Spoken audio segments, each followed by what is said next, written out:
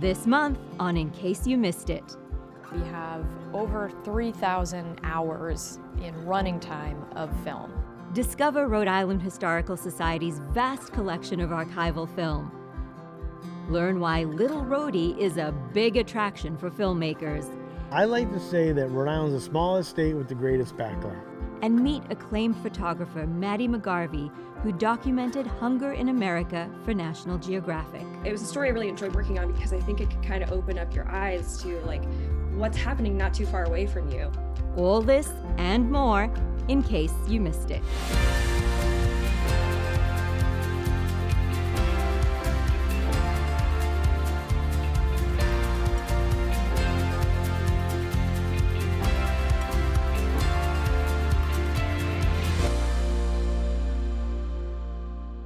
Welcome to In Case You Missed It, where you can catch up on some of the best local content on Rhode Island PBS, plus get a sneak peek at exciting new content coming soon to your screen.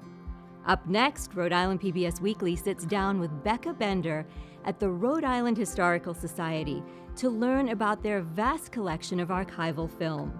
From historical newsreels to celebrity visits to silent films from the 1920s.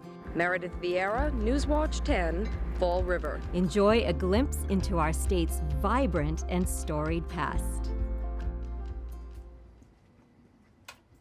Any day really can bring a new treasure, and I'm sort of always discovering gems in here.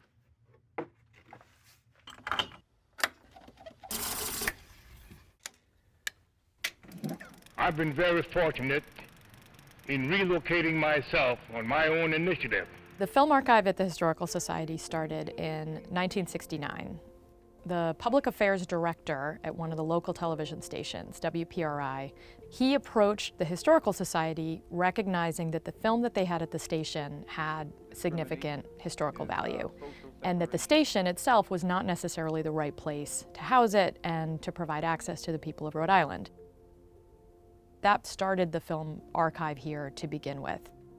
Once they saw the value of that and saw that the television stations were willing to work with the Historical Society, they also went to the other local stations here, and they got footage from them as well.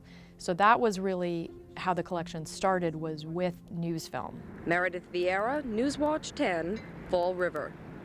Then they also realized that there was other kinds of film that they wanted to collect. Going to sources like the National Newsreels, places like Fox Movietone and the Paramount Newsreel, and they also, quite truthfully, put out the word to Rhode Islanders. So they had articles in the Providence Journal saying, we have started a film archive and we are looking for the beginning of the 20th century on film in Rhode Island, and asked people to donate materials that they had. The overwhelming majority of the film here, particularly the news film, has not been viewed at this point. The sort of rough calculation is that we have over 3,000 hours in running time of film.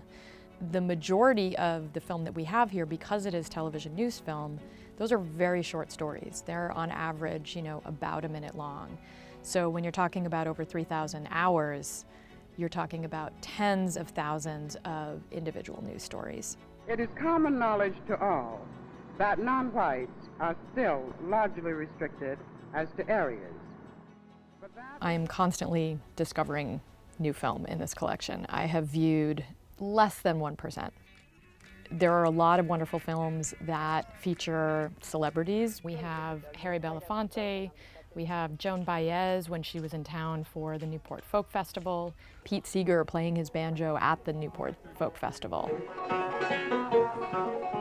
And then we have much more kind of local stories, things related to school walkouts and local campaign commercials. I mean, quite truthfully, everybody in Rhode Island knows Frank Caprio. We have a Frank Caprio running for mayor commercial. Put a cap on taxes. Vote Frank Caprio for mayor, second column, September 12th. What's nice is there's sort of this interesting mix of the very local and then things that kind of touch on a larger national story. We have some footage here of a demonstration in Kennedy Plaza on March 21st, 1965, which is when the final Selma March set off. And it's Rhode Islanders showing their support for what was going on nationally, for this larger civil rights story that was happening in the country. But they're doing it here in Providence.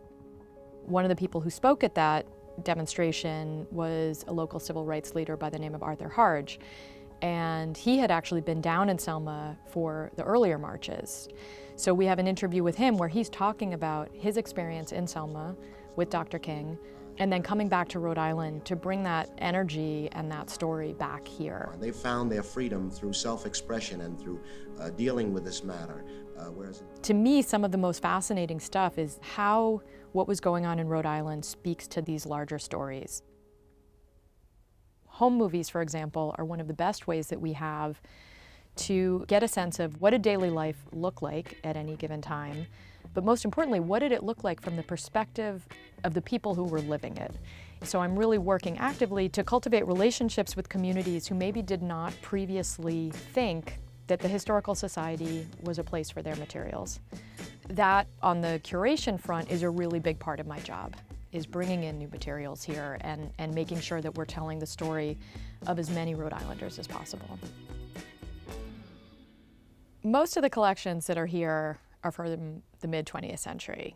However, what most people don't know is that actually there was a film industry in Providence going back to really the early period of cinema. Before all production moved out to Hollywood, cinema started on the East Coast, primarily based in New York and New Jersey, but there were also studios right here in Providence. In particular, there was a studio known as the Eastern Film Company.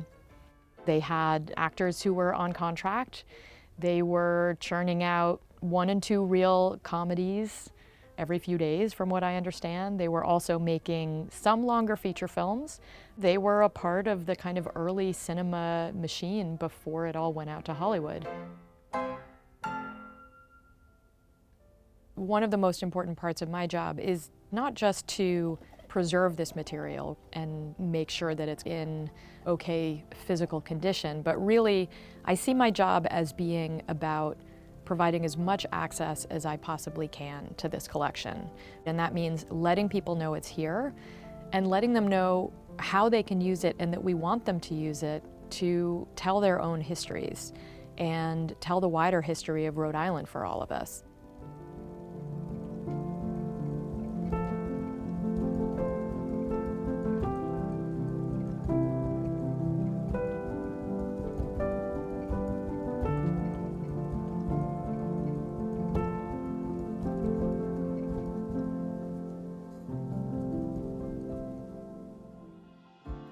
It's wonderful to see such valuable history being preserved and made accessible to the public. Next, we continue with another Rhode Island PBS Weekly story as Pamela Watts explores the thriving film and television production scene right here in our backyard. May I see your invitation, please? Sure. Here's my invitation. For years, Rhode Island has been cast as a star in some of Hollywood's most celebrated movies. Are you learning anything about the idle rich? And recently, Disney has brought its magic. We shall be back!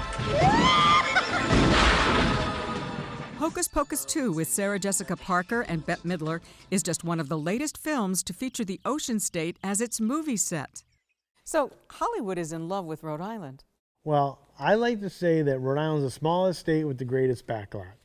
And Steven Feinberg, executive director of the Rhode Island Film and TV Office, says it's our diverse locations in close proximity that help make Little Rhodey a big deal.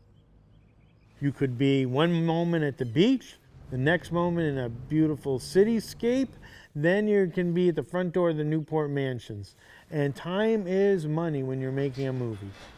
I can make a phone call, whether it's someone in our government, or police department, or fire department. All of those are available. There's no red tape. We are unlike any other place. I tell people we're like an old Western town. Everybody knows everybody. For Feinberg, knowing everybody in show business is the perfect role for him. He grew up going to local movie theaters like the historic Odeum in East Greenwich. So I used to come here with my dad as a kid, and we would see films like The Man with the Golden Gun. The Man with the Golden Gun. He always uses a golden bullet. After film school, Feinberg became a writer and producer in L.A. When he returned to Rhode Island, he pushed for the state to adopt a 30% tax credit on what production companies spend in Rhode Island to attract more projects. A film directed by Kira Sedgwick is shooting right here in the Ocean State. Feinberg says we were one of the first states to offer the tax incentives. As a result, we brought the Brotherhood TV series here, then Underdog, Body of Proof, Wes Anderson's Moonrise Kingdom, and it went like wildfire across the country. Originally, projects qualified for the tax credit if they shot more than half their production in Rhode Island. Since 2020, they also qualify if they spend at least $10 million on site. It's hoped this new option will encourage blockbuster movies like Mission Impossible or James Bond to shoot more of their travelogue-type scenes in Rhode Island. It also enabled Feinberg to land a show he had been courting for a dozen years, current HBO hit, The Gilded Age. My dear Mrs. Russell, of course you must come to Newport. I insist. Feinberg collaborated with the Newport Preservation Society to seal the deal. I was a dog on a bone. I said, I want to know every home. I want to know every artifact. I want to know every costume. I want to know everything we have to offer. I just want to be at the table. Feinberg was finally able to bring everyone to the table, literally. The Film Commission threw an elegant candlelight dinner party right here in the Gold Ballroom of the Newport mansion known as Marble House. It was a scene that would rival something out of Downton Abbey. The creator of Downton Abbey and The Gilded Age, Julian Fellows, was wowed by Newport. I absolutely loved it. I had a really good time. I loved the cottages. The whole fantasy of Newport really completely suited me. It's not just outsiders who have found an artistic home here. Verdi Productions of East Greenwich brought the story of Rhode Island boxer Vinnie Paz to life in the epic Bleed for This. And Vault, a movie about Rhode Island's notorious bonded vault heist, is also the work of Verdi Productions and Tom DiNucci, writer, director, and actor. DiNucci based Vault on a true story about the New England mob. Growing up Italian-American in a place like Cranston, we don't have professional sports teams in Rhode Island, so we follow professional gangsters. I always paid attention to organized crime, and I was kind of fascinated by it and loved movies like Goodfellas and Casino and The Godfather, and like those movies were like in my DNA, and I always wanted to make, you know, my version of a organized crime film. And action! Recently, DiNucci filmed a dark comedy thriller in Rhode Island, Johnny and Clyde, starring Megan Fox. He took us behind the scenes in his Cranston home to see his creative process in action. I storyboard with action figures. I'm a big collector of action figures. So having these toys around, they've just kind of always been a part of my life. And I started building little mock-ups of, well, I think there could be a door right here, and I think we'll put the desk here. DiNucci then photographs each scene to create his storyboard. I took this book on set, and I would make my notes. So I could kind of just take this photo and then figure out, this is what it should look like, these are the shots that we need to get to make it work. A lot of people may wonder, can you make a job out of this? It wasn't always easy. The first couple years I made movies, I probably made $2,000 in my first 2 years. You were a starving artist. I make about $1,000 a year. So, you know, it was a dark time, and I had to do a lot of crazy things to make money, like play poker and, you know, sell baseball cards and just do whatever I could to like kind of make ends meet while trying to stay in the business. But I always told myself, like, this is going to be it. It's this or nothing. So the next piece I want to do is camera in the van, maybe. DiNucci says in the past decade, he's made a good living at his profession, and he says his career also benefits from what he calls the home field advantage. I've made movies all over the country for the most part, and the bigger the market, the less excited people are about what you're doing. For example, if you were to shoot a scene in a bakery in Los Angeles, and you'd say, hey, we'd like to shoot our movie here, they're going to say, great, it's going to be $5,000 for the day, and they're going to charge you a lot of money to rent it out. If you're trying to shoot a scene in a bakery in Rhode Island, you might be able to call your Uncle Frank up, and he might say, yeah, I got a bakery right here. You can come in and shoot on Saturdays. We close at 1 o'clock. You can shoot all night long, free of charge. Just overall, how do you think the future of filmmaking in Rhode Island looks right now? I think the future is very bright. It's really cool to see homegrown talent and Disney coming to town. You know, it's really great to get that mix, and I don't think that's going anywhere for a while. And Steven Feinberg agrees. The goal is, if you have a dream, if you want to work hard, if you have a vision, there's an opportunity for you to shine and to live and work in a place you love. The place is Rhode Island.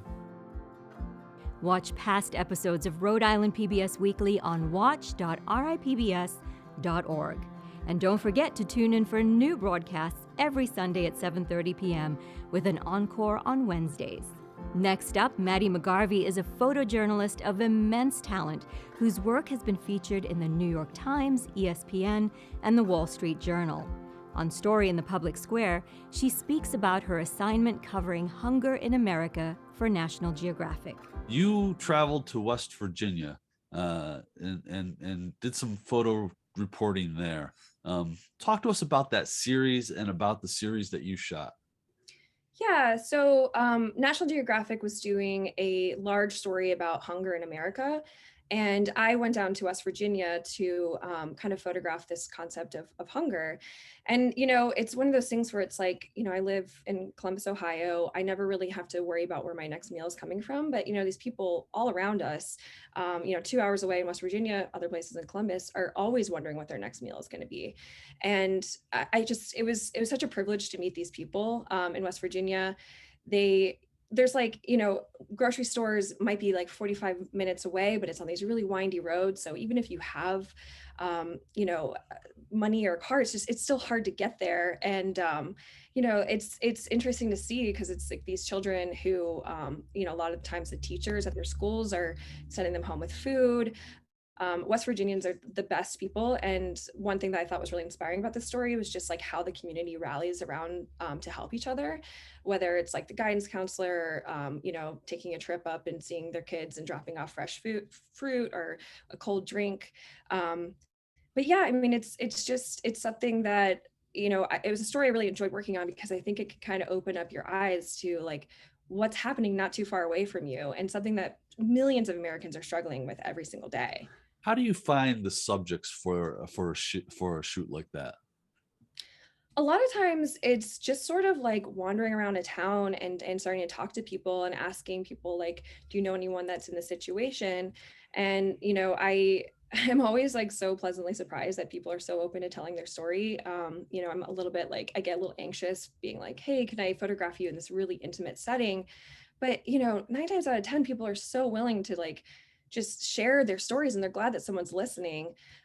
So yeah, it was a lot. And I was able to spend about 2 weeks there and just really get to know these families, and they let me into their lives and homes. And, you know, I told them stories about my life, and then they kind of trusted me and were able to, you know, share their lives. So it was a really amazing experience. And it was interesting to hear their frustrations because, you know, sometimes people in Appalachia and West Virginia feel like they're kind of looked over. You know, it's almost like people expect it to be poverty there. So, you know, they don't take it as seriously. And so that's a frustration. So you know, being able to get there and show the story. I visited this food bank and they do this every single week. It doesn't open till 11 a.m. and cars were starting to line up at 2:45 a.m. for food. Wow. I mean, and it was miles and miles of cars just, you know, and they do this every single week. And, you know, in the middle of the pandemic, I think some of the bigger cities were getting attention for that, you know, like long food lines and everything. And, you know, the guy, Bill, who runs the food bank is like, this is every week in West Virginia, you know? So I like to highlight these like communities around me that I just like really deeply care about and understand. And I just feel really like honored that they let me to tell their story. And hopefully it kind of opens up the eyes to, people in the country, because I think sometimes you just don't know until someone kind of shines a light on it. Tune in for Story in the Public Square, Sundays at 11 a.m. with an encore every Thursday at 7:30 p.m. Next, Rhode Island makes history and swears in its first state police superintendent of color. On a lively experiment, our panelists weigh in. History made last week when the first superintendent of color was appointed to the Rhode Island as colonel of the Rhode Island State Police. You've known Darnell Weaver for a long time. The thing that I like about his story is he's a Rhode Island guy, Cranston West, worked his way up through the ranks, respected by all. So the fact that he's a man of color is just kind of one thing of many that was going in his favor. It's one thing of many that's going in his favor, but it's a crucial one thing, because we're living in a post-George Floyd world, a world where there's community mistrust of police, and largely for good reasons, because of a lack of accountability, and we've talked about that before. So I think that you have a person that has some lived experiences that would make a difference in terms of understanding why people might not want to embrace the police as much. And he did work his way up from, I met him when he was a corporal, to sergeant, to lieutenant, to captain, to major, lieutenant colonel. He was number 2 in the department, 28-year veteran, Marine Corps veteran. He's out of central casting. Perfect guy for the job. He's going to do great things. It's not, without some issues in terms of recruiting and some other things that all states are going through. But I think that, as I predicted on this show, Darnell Weaver was going to be You heard it first. It's not Colonel Stone's Rhode Island State Police anymore, and this is law enforcement in general. They're having a really hard time recruiting. And this current class, they've had a lot of people drop out. So he's really got to thread the needle between being welcoming, obviously, to minorities, but getting them ready for that academy to know what they're in for, right? Because they've got to go, first of all, you got to recruit them and it's got to be appealing to those who you're recruiting. And you also have to be sure that they're people who are going to be able to get through the academy. A third of this current class, I think, has already washed out, something to that effect. I mean, that's not a good sign. I mean, the Rhode Island State Police has a heritage that, unlike almost any other state police in any other state where I have covered the news, this is a highly respected state police, probably first among equals. It's had some problems in recent years, and I think Darnell has got his hands full in trying to work through some of the racial divides and also getting through some of the missteps that some of his predecessors have had. One concern that I've had with the state police is we had Colonel Walter Stone, who is a legend in the state police, and he certainly had his problems as he was heading out the door. But we have had such a succession of superintendents of the state police just in the last maybe 15 years. Brendan Doherty, Steve Perry, O'Donnell, and now Manny. Yeah. Simcoe, yeah. Simcoe, I'm sorry. Yeah. I mean, that's a lot of superintendents running the most important police agency in the state. Yeah, there are a few issues at play. First of all, congratulations to Colonel Weaver, and I think he's going to do an excellent job. Unfortunately, he has a lot of challenges that are the challenges that law enforcement face anywhere, and that he faces in particular at the state police. We do a horrible job just generally recruiting, and when it comes to allocating money every year, it's always, if we have the money, we find it. If we maybe have the class, they want a class, we cut it down. We need to get them on a much more consistent cadence of bringing in new troopers, and that really goes for all law enforcement, but especially the state police. And they also have a bit of an identity crisis as an agency. I mean, we're a state that's very different from 1925 when they were first chartered. And they're losing troopers to Massachusetts, which was unheard of. Never would have happened. I mean, how you got a job with the Rhode Island State Police, you hit the jackpot. Absolutely. It was a career. And I think institutionally they have to look themselves in the mirror and ask themselves some questions about the mandatory retirement. We've adjusted it over the years. It's not what it used to be, but that puts severe pressure on recruiting and the workforce. Their mission, what they're doing. I think when they were incorporated into the Department of Public Safety and they were given all these other responsibilities, it really changed the span of control for the colonel. And I think that was to the detriment of the uniformed state police. So they have a lot of challenges, but he's a man up for the job. Tune in for a lively experiment Fridays at 7 p.m. with an encore every Sunday at noon. Up next in our new series, Ocean State Sessions, meet local musicians and hear their original songs. In this month's highlight, Josh Sherman performs Woman of Mine. Well, got me a girl I truly love. She's the only one I ever think of, but she's a big load of trouble, that woman of mine. Well, she's tougher than nails, she's sweet as a kitten, got that thing that keeping me smitten. She's a big load of trouble, that woman of mine. Woman of mine, said woman of mine, she's the yin and the yang, the lemon and lime. Well, I love that girl, sweet talking woman of mine. Hands on her hips, rolling pin in her hand, says she gonna leave me, find a much richer man. She's a big load of trouble, that woman of mine.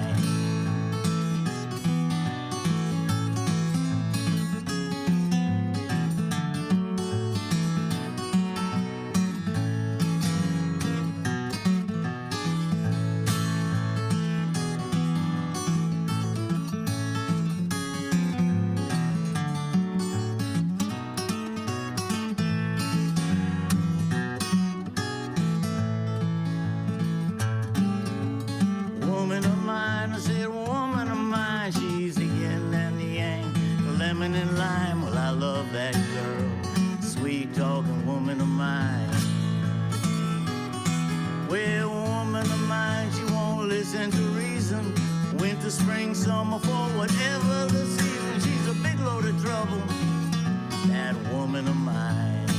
Whoa, yeah, she's a big load of trouble, that woman of mine. Whoa, whoa, whoa, well, she's a big load of trouble, that woman of mine.